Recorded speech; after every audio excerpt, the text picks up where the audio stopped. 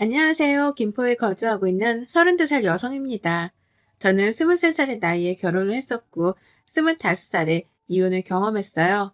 재택근무로 책 표지를 디자인하는 일을 하고 있는데 고정적이지는 않지만 300만 원 정도 번답니다.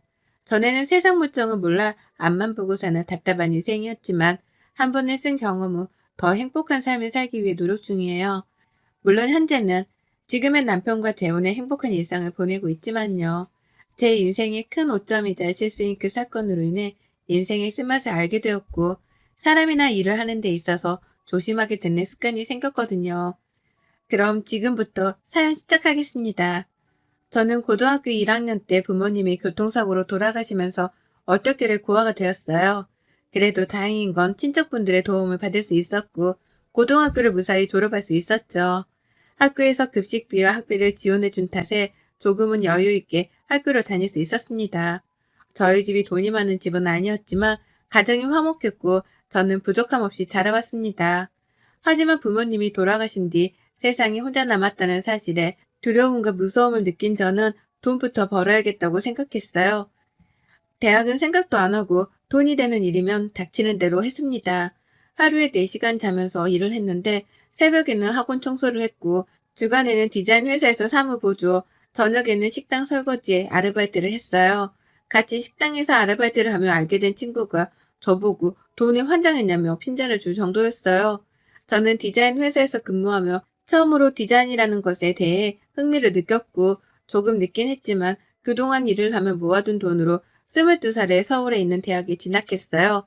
그렇게 늦가기 대학생이던 저는 신입생들과 어울리기 힘들었죠. 그러다 저녁 후 복학을 한 같은 과 학생과 나이가 있다는 동질감 때문인지 금방 친해졌습니다. 여전히 아르바이트를 했지만 대학 생활을 하며 나름의 로망이 있던 저는 그 남자와 사랑의 감정이 싹텄고 만난 지 1년 반 정도 되었을 때 결혼을 결심했어요. 그렇게 어리다면 어린 나이인 23살 끝자락에 그 남자와 결혼을 했죠. 지금 생각해보면 그 결혼을 왜 했나 싶고 아이가 없던 것이 다행이다 싶네요. 아무것도 몰랐을 때라 저에게 가족이 생긴 것 자체가 너무 좋았고 시어머니로부터 싫은 소리를 들어도 헤헤 웃을 정도로 저는 정말 바보였습니다. 일찍 부모님을 여인 탓에 시어머니가 제 엄마라고 생각하자고 다짐했고 행복한 결혼 생활을 할 수 있을 줄 알았어요. 시어머니는 여자는 밖에서 일하는 것보다 남편의 내조를 잘 해야 한다며 남편을 떠받들어야 한다는 말씀을 하셨죠. 옛날 사고방식을 가지신 분이었던 터라 성질이 조금 급하셨어요. 저를 볼 때마다 손주가 빨리 보고 싶구나. 결혼한 지가 언젠데 아직도 소식이 없니? 라고 묻곤 하셨죠. 하지만 남편은 제대로 된 직장을 잡지 못하고 갈팡지팡을 하고 있는 상태였죠. 결혼한 마당에 언젠간 아이까지 낳아야 해서 저대로 답답한 마음에 남편에게 한마디 했어요. 자기야, 구직 활동을 계속하고 있는 건 알겠지만 이제 어느 정도 자리는 잡아야 하지 않을까? 우리도 언젠가는 아이를 낳을 테고 그러려면 미리 준비를 해야 하는 게 맞는 것 같아서. 그러게, 나도 취직을 빨리 해야 하는데 그게 잘 안 되네? 그래도 자기는 좋겠다. 평이 좋았나? 아르바이트를 하다가 직원으로 스카우트 제의라니. 제가 조언을 해주니 남편은 씁쓸한 표정으로 잠시 다녀온다며 밖을 나가더라고요. 그러고는 잠시 뒤 시어머니에게 연락이 왔는데 매우 화가 난 목소리였어요. 너 인연 남편 길을 살려줘도 모자란 마당에 우리 아들 길을 죽여? 네? 그게 갑자기 무슨 말씀이세요? 길을 죽이다니요, 어머니. 갑자기 왜 그러세요? 아이도 못 낳는 년, 근본도 없는 년이 어디다 대고 하늘 같은 남편한테 충고질이야? 네 죽은 애미가 그렇게 가르치던 뭐라고 했길래 애가 이렇게 힘이 없는 거야, 어? 어머니 별말 안 했고요. 앞으로 살면서 아이도 낳을 거고 한데 직장 빨리 잡아야 하지 않겠냐고. 저 그 말한 게 전부인데요. 부모가 없어서 그런지 배운 게 없어서 그런 건지 너는 머리가 없니? 남편을 떠받들고 살아야지. 너는 회사 다닌다고 유세 부리는 거냐 뭐냐? 그놈의 회사가 뭐라고. 시어머니가 어느 날부턴가 저에게 막말을 하더라고요. 아마 제가 남편에게 충고를 한 뒤부터 그러는 걸 보니 남편이 시어머니에게 신세 한탄이라도 했나 봅니다. 시어머니 말대로 아무것도 가진 게 없는 저에게 잔소리 아닌 잔소리를 들어 자존심에 금이 갔는지 그 뒤로는 약간 저를 대하는 것도 달라지더라고요. 저를 귀찮아한다고 느낄 정도로 조금씩 변하기 시작했습니다. 당연히 시어머니도 저를 더 깔보기 시작하셨고, 부모도 없이 자라 큰본도 모르는 년 이라며 항상 막말은 기본 옵션이었고 저를 구박하지 못해 안달난 사람 같았죠. 결혼 후 저는 디자인에 대한 꿈을 포기하고 시어머님 말대로 내조를 위해 일을 관둔 상태였습니다. 어느 날 남편이 취직을 했다며 대기업은 아니지만 알아주는 회사에 취직을 했다는 겁니다. 그래서 가족들은 너나 할 것 없이 기뻐하며 고기 파티까지 했어요. 그랬더니 남편은 회사 생활도 잘하고 내가 앞으로 가정에 충실할게. 그동안 고생 많았어. 라며 앞으로 잘 살아보자고 화이팅을 외치더라고요. 그렇게 2년 정도의 시간이 지나고 남편과 시댁과 저는 원만하게 잘 지내고 있었습니다. 예, 이제 차들도 사봤으니 손주로 좀 안겨줘야 하지 않겠니? 시간도 얼추 지난 것 같은데 자리도 잡았으니 이제 슬슬 준비해야 하지 않겠니? 네, 어머니, 노력해볼게요. 조금만 기다려주세요. 시어머니의 말이 틀린 말은 아니었기에 저는 남편에게 같이 노력하자고 이야기했어요. 하지만 웬일인지 남편은 저에게 쌀쌀맞게 대했고 예전에 비해 많이 무뚝뚝한 모습이었습니다. 아이가 생기지 않자 시어머니는 저를 닥달하기 시작했고 저는 스트레스가 이만저만 아니었어요. 여보, 요즘 무슨 일 있어? 회사에 많이 힘들지? 라며 다가가려 해도 피곤하니까 말 걸지 마. 그만 자자. 집에서 집안일만 하는 사람이 뭘 알아? 라며 무시하더라고요. 그렇게 대화는 자연스레 단절되었고 저도 점점 지쳐갈 즈음 시어머니가 일하는 남편한테 잘 좀 해라. 남편은 무릇 아내가 하기 나름인데 고생하는 내 아들 먹이라고 보약도 잔뜩 했다. 회사에 두고 먹으라고 했으니 갖다 주렴. 이라며 보약을 전해주라 해서 남편의 회사에 갈 일이 생겼죠. 로비에서 아무리 연락을 해도 받지 않아 아내 직원에게 전달을 부탁하고 밖으로 나왔는데 남편 차가 앞에 서더니 웬 여자와 함께 차를 타고 가는 게 아니겠어요. 저는 설마하고 택시를 잡아 남편 차를 따라가 보았는데 믿기 힘들게도 대낮에 모텔로 들어가는 겁니다. 끝까지 쫓아가서 사실 확인을 하고 이혼을 했어야 했는데 그러지 못해서 안타까웠죠. 그때도 바보같이 저는 설마 아니겠지 하며 택시를 타고 집으로 돌아왔어요. 남편은 야근을 한다며 12시가 다 돼서야 집에 들어왔고 주말에는 출장을 가야 한다며 저보고 짐을 싸달라고 하더라고요. 그렇게 출장짐을 싸고 빨래를 하며 옷을 뒤적거렸는데 여자 냄새가 나는 것 같기도 하고 낮에 있었던 일 때문인지 여간 신경 쓰이는 게 아니더라고요. 그렇다고 남편에게 물어보자니 속 좁은 여자가 될 것 같기도 하고 그래서 버텼습니다. 아무것도 아니라고 생각하며 버텼죠.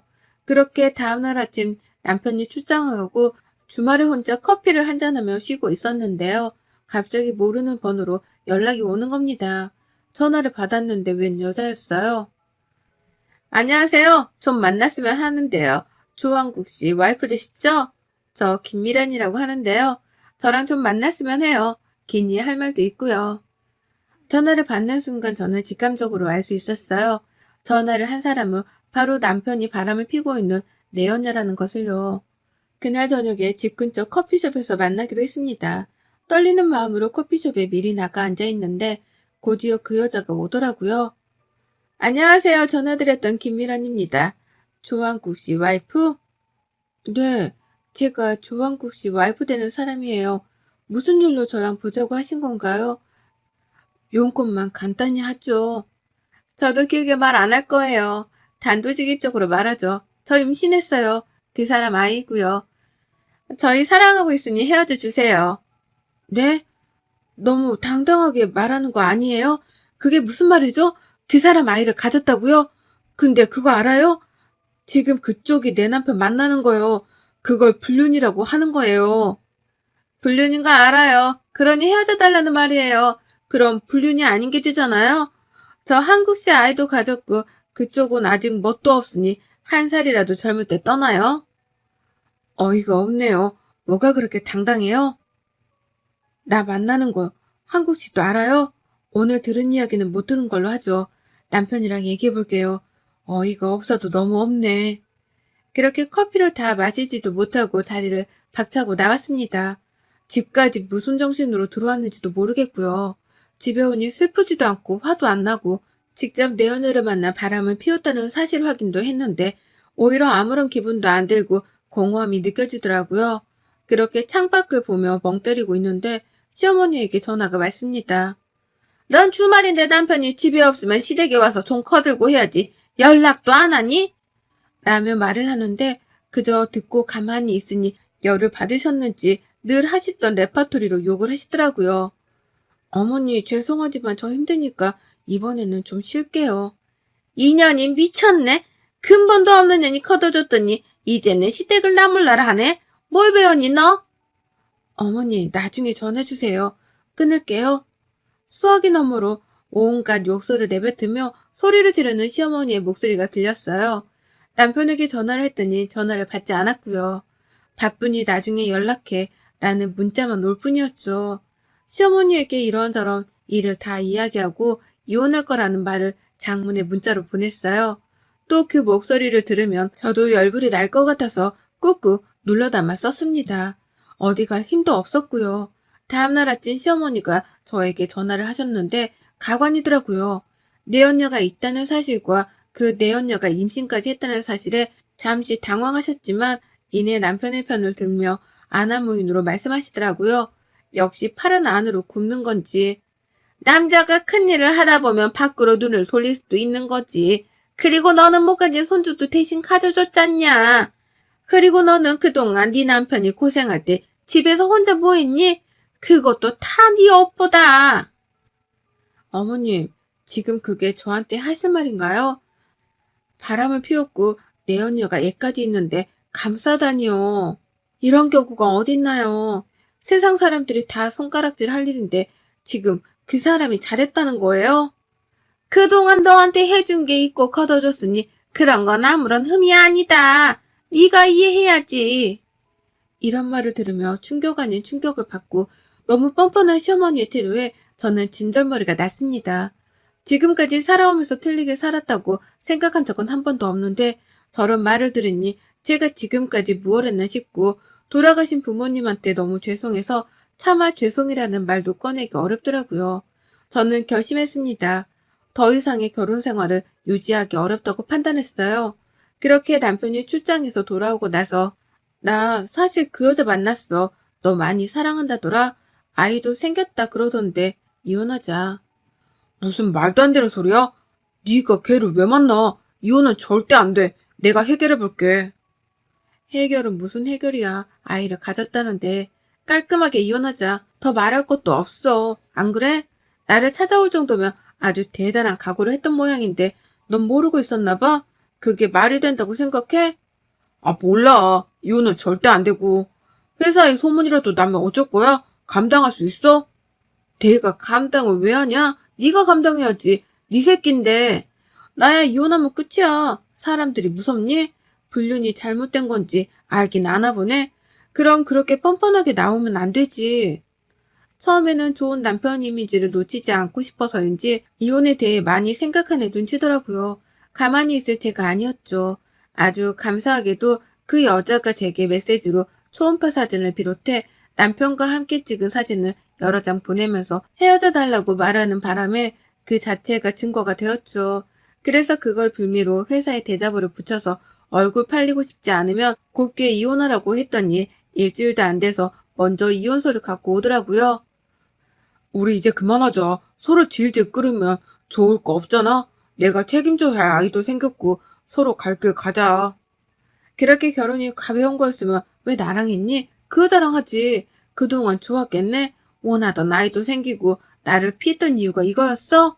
젊었을 때 그 시간이 너무 아깝다 진짜. 우리가 이렇게 될 줄 알았어? 유자료는 두둑히 챙겨줄 테니까 어디 가서 이상한 헛소리 하지 마. 너나 잘하세요. 이혼하는 게 아니라 너는 이혼 당하는 거야. 뻔뻔한 새끼야. 그렇게 이혼 서류에 도장을 찍고 진짜 남남이 되었는데 시어머니한테 연락이 오더라고요. 이혼해도 너는 갈 데도 없는 고아야. 거둬준 은혜를 끝까지 모르는구나. 없는 거 거둬줬더니 고맙다고 하지는 못할 망정 끝까지 그 돈을 받아? 그 돈이 내 돈인 건 알아? 네가 위조를 왜 받아? 네가 잘했으면 남자가 밖으로 안 나돌지. 진작에 잘하지 그랬니요? 어머니, 아니 아줌마, 그 사람 불륜으로 소송해서 더 뜯어내 볼까요? 증거 아직 제 손에 차고 넘치는데 본인이 바람 폈다고 말한 거 다 녹음했고 멍청하게 그 여자는 사진까지 보내던데요. 위자료 1억으로 끝내는 거 다행으로 아세요. 남은 여생 구치소에서 보내고 싶으면 계속 하세요. 뭐? 아줌마? 야, 이년아, 너 말 다 했어? 이게 보자 하니까 내가 무슨 죄를 지었다고 그러냐? 해볼 테면 해봐라. 끝까지 남의 집안 망쳐먹고 니 갈 길 가는구나. 어디 한번 해봐. 그 말 후회하지 마세요. 전 한다면 하는 사람이니까요. 사실 남편에게 위자료로 1억 정도를 받았거든요. 지가 위책 배우자인데도 제가 나중에 딴 말 할까봐 입막음하려고 두둑하게 챙겨주더라고요. 근데 시어머니, 아니 그 아줌마는 그게 그렇게 안 입고 왔는지 저에게 종종 연락을 하더라고요. 속이 뒤집혀질 대로 뒤집혀진 저는 마음도 지쳤습니다. 그러고는 시어머니, 아니 그 아줌마가 원하는 대로 해드렸습니다. 사실 결혼 생활을 하면서 시어머니가 저에게 퍼부었던 모욕적인 말과 폭언들 정상은 아니잖아요. 제가 왜 그랬는지는 모르겠지만 나름대로 증거가 많이 모아졌더라고요. 저랑 통화했던 거 메시지 주고받은데요. 모조리 다 증거로 제출해서 명예훼손 폭행죄로 고소했답니다. 당연히 합의는 없었어요. 이건 전 남편과의 문제와는 별개니까요. 그제서야 저에게 잘못했다면 용서를 비는데 저는 절대 합의해주지 않았죠. 뭐가 좋다고 저런 사람을 곱게 그냥 내버려 두나요? 예, 내가 잘못했다. 내가 잠시 어떻게 됐었나 봐. 이렇게 사정할 테니 제발 고소는 취하해주지 않으련? 이 늙은이가 살면 얼마나 산다고 그러니 제발 한 번만 용서해다오. 저한테 뭐라고 그러셨어요? 근본 없다고 하셨죠? 걷어줬다고 하셨죠? 그런 분이 저한테 하신 게 뭐가 있어요? 한 번이라도 저 가족이라고 생각한 적은 있으세요? 그리고 본인이 잘못 없다면서요. 그럼 떳떳하게 구셔야지 왜 이렇게 비굴하세요? 다시 한번 말하지만 저는 절대 선처 없습니다. 한 달이 됐건 몇 년이 됐건 그 안에서 잘 살아보세요. 그렇게 시어머니는 실형을 선고받고 구치소에 수감되셨어요. 제가 무시당하며 살아온 세월과 상처에 비하면 아무것도 아니었죠. 그렇게 한바탕 소란이 일고 남편에게 받은 위자료로 저는 시골에 작은 땅을 구입했습니다. 나중에 늙어서 갈 곳 없으면 그곳에 집을 짓고 살자는 막연한 생각으로 땅을 샀어요. 몇 개월이 지나 그 땅이 관광단지로 개발이 된다는 소식이 들려왔고 저는 보상금을 받게 되었는데 본의 아니게 20억이라는 큰 돈이 생기면서 먹고 살 걱정은 하지 않게 되었답니다. 당연히 이 사실은 저밖에 모릅니다. 갑자기 돈이 많아져 저는 그동안 평생 누리지 못했던 것들을 하나씩 해보았어요. 혼자 백화점에 가서 명품을 사보기도 하고 비싼 호텔 뷔페를 먹어보기도 했죠. 그렇게 이혼을 하고 무엇을 해야 할까 하고 혼자 생각 정리 겸 제주도로 여행을 떠났는데 20살 초반에 일했던 디자인 회사 팀장님을 우연히 만났습니다. 여행지에서 우연히 만난 것도 신기하고 반갑기도 해서 커피도 한잔하며 바뀐 연락처도 주고받고 이런저런 이야기를 하며 시간을 보냈어요. 팀장님은 디자인에 대한 꿈을 갖고 회사에서 일하던 제 모습이 보기 좋았다고 하셨어요. 그 말씀을 계기로 여행에서 돌아온 저는 앞으로 무엇을 할지에 대해 고민을 했어요. 그러던 찰나 팀장님에게 연락이 오더라고요. 같이 저녁을 먹기로 했습니다. 사실 조금 갑작스럽게 들릴지는 모르겠는데 어렵게 용기 내서 말하는 거야. 지영 씨가 회사에 다닐 때 사실 내가 많이 좋아했었어. 그래서 고백하려 했는데 갑자기 결혼한다는 얘기 듣고 얼마나 충격이었는지 몰라. 결국 마음을 접긴 했었지만 제주도에서 다시 만나니까 내가 다 잊은 게 아니었더라고. 이제라도 조금은 늦었지만 나랑 만나서 잘 지내보는 게 어때? 지영 씨가 싫으면 거절해도 돼. 미안해. 갑자기 이런 말해서. 저는 팀장님의 고백을 듣고 한참을 고민했어요. 이혼을 한 지도 얼마 안 됐는데 고백을 받은 것도 그렇고 갑자기 다른 사람을 만나서 연애할 자신도 없었습니다. 제 솔직한 심정을 말씀드리니 팀장님은 기다려주신다고 하셨고 그렇게 1년 정도 시간이 지났을까요? 저는 팀장님과 본격적인 연애를 시작했고 재혼을 하게 되었습니다. 결혼하고 나서 저보고 다시 디자인 일을 해보는 게 어떻겠냐고 해서 그렇게 동화책 표지 디자인 일을 시작하게 되었답니다. 지금까지 재미있게 잘 해오고 있는 중이고요. 아, 그리고 우연히 전 남편의 소식을 들었어요.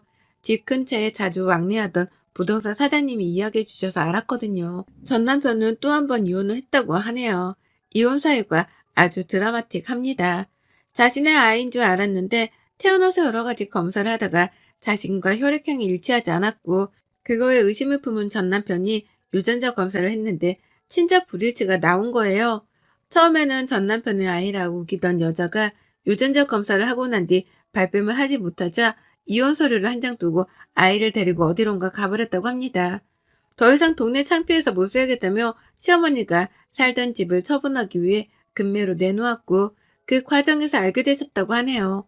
뿌린 대로 거둔다고 자기들이 저지른 죄값 그렇게라도 치르는 거죠 뭐. 아무튼 그런 악연을 모조리 끊어내고 이렇게 잘 살고 있으니 다행인 거죠. 그리고 나중에는 제 이름으로 된 작은 회사를 차려서 저만의 회사를 만들어 보는 것도 꿈이고 욕심이 조금 생겨서 일과 육아를 모두 잘하는 커리어우먼이 되는 게 소원이에요. 아직 젊다면 젊은 나이니까요. 그렇게 벌써 4년 정도의 시간이 흘렀네요. 사실 프리랜서로 일하고 있는 이유가 제가 새 생명을 품고 있기 때문인데요. 남편도 다니는 회사에서 승진도 하고 잘 풀리고 있고요. 시부모님도 너무 따뜻하고 좋은 분이셔서 요즘엔 정말 행복한 일상을 지내고 있는 중이에요. 내년 봄에 태어날 아이는 얼마나 귀엽고 예쁠까요? 저에게 가족의 소중함을 알려준 남편과 시부모님, 앞으로 평생 시부모님이 아닌 내 친부모님이다 생각하고 잘 지내보려 해요. 여러분의 생각은 댓글로 남겨주세요. 오늘도 시청해주셔서 정말 감사합니다.